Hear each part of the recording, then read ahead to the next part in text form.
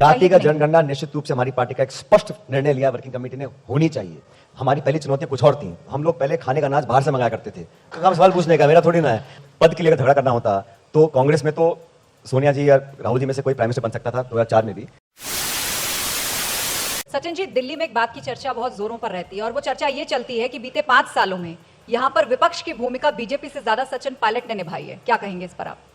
देखिए, दिल्ली में क्या चर्चा मैं नहीं जानता हूं, लेकिन राजस्थान में जो चर्चा है वो ये है कि राजस्थान में विपक्ष गायब रहा, उससे मेरा कोई लेना देना नहीं है। लेकिन 5 साल बीजेपी जो एक नेशनल पार्टी है, अगर 5 साल वो जनता की आवाज बनने की कोशिश करते विधानसभा के अंदर या विधानसभा के बाहर, और लोगों से एसोसिएट करते और एक जागरूक और एक एक्टिव ऑपोजिशन पार्टी के रूप में दिखते, तो शायद आज ये माहौल नहीं होता। जातिगत जनगणना होनी चाहिए। जातिगत जनगणना निश्चित रूप से हमारी पार्टी का एक स्पष्ट निर्णय लिया वर्किंग कमेटी ने, होनी चाहिए।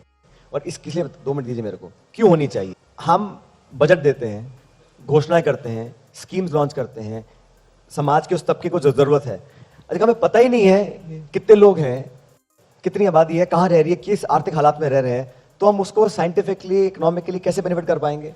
आप अगर आंकड़ा, जातिगत जनगणना किस लिए चाहिए, समझिए, हमें असलियत पता पड़े।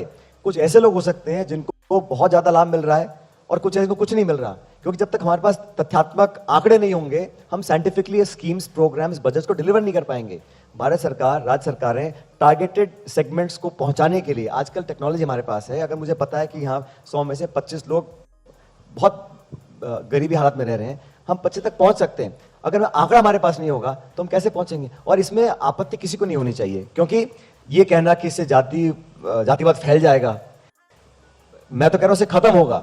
अगले 2, 5, 10 साल में लोगों को हम उस लेवल पर ले आएंगे, फिर ये सब आर्थिक जो डिस्पैरिटीज हैं खत्म हो जाएंगी। तो जनगणना होनी चाहिए, ये आर्थिक और सामाजिक, इसमें समाज को लाभ मिलेगा लॉन्ग टर्म में।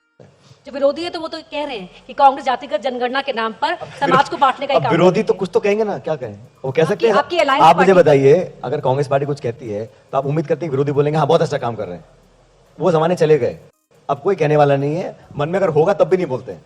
आपकी अलायंस पार्टी समाजवादी पार्टी कह रही है कि आप जिस तरह अब जातिगत जनगणना की बात कर रहे हैं, आजादी के बाद सबसे ज्यादा सरकार तो आपने चलाई, इससे पहले क्यों नहीं है विचार आया? देखिए, हर दशक, हर युग में स्थितियां बदलती हैं। हमारी पहली चुनौतियां कुछ और थी। हम लोग पहले खाने का अनाज बाहर से मंगाया करते थे। ये बात करते हैं आज आत्मनिर्भर की। भारत को आत्मनिर्भर तब बना जब हमने हुआ, ग्रीन रेवोल्यूशन हुआ, व्हाइट रेवोल्यूशन हुआ, इंदिरा जी के टाइम हुआ, नेहरू जी के टाइम हुआ। हमारे भारत में बहुत कमियां थी। जातिगत जनगणना पर नहीं सोचा गया?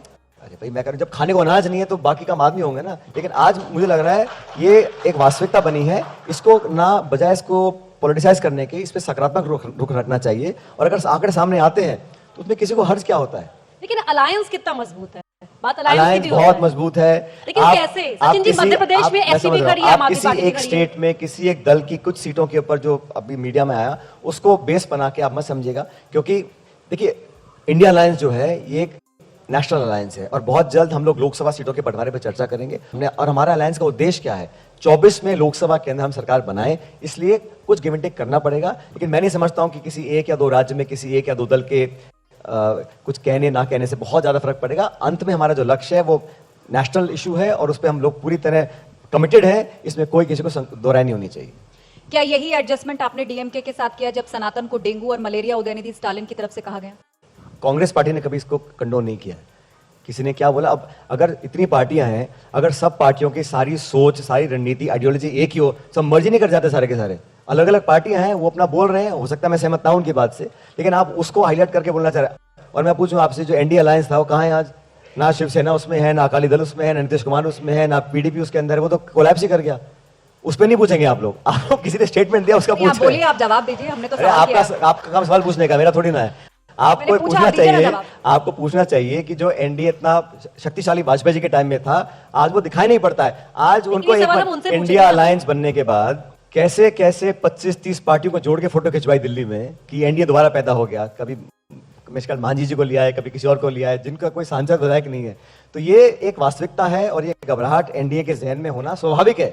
मैं उनसे पूरी सहानुभूति रखता हूं कि जब 65% वोट लाने वाली पार्टी इकट्ठी हो जाती है तो निश्चित रूप से जो सत्ताधारी पार्टी है, 10 साल उनको भी हो गए, काम करके दिखाए नहीं, अब कितने नारे लगवाओगे, कितने भाषण दोगे, वही रिपीट करके लोग अब कुछ चीजें बासी हो जाती हैं, बदलाव लोग चाहते हैं, तो जहन में डर आना कोई स्वाभाविक हो, बहुत बड़ी बात नहीं है। 2024 के लिए जो विपक्षी अलायंस है उसमें प्रधानमंत्री पद का चेहरा कौन होगा? कहा जा रहा है बहुत सारे दावेदार हैं, इसी पर बीजेपी आपको सवाल पूछ रही है कि कौन होगा? शरद पवार, राहुल गांधी, ममता बनर्जी, नीतीश कुमार? बीजेपी पूछ रही है, आप पूछ रहे हो?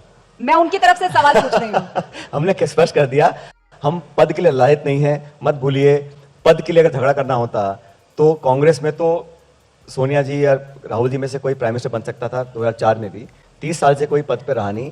आज भी हमारे अलायंस पार्टनर्स ने सबने कहा कि पद बाद की बात है, पहले मुद्दे की बात करते हैं, आम जनता की बात करते हैं, लोगों को मन जीतते हैं, चुनाव जीतते हैं, फिर डिसाइड कर लेंगे पद कौन सा भागा जा रहा है। जब जीत जाएंगे आपस में बैठ के चर्चा कर लेंगे, कोई ना कोई बन जाएगा।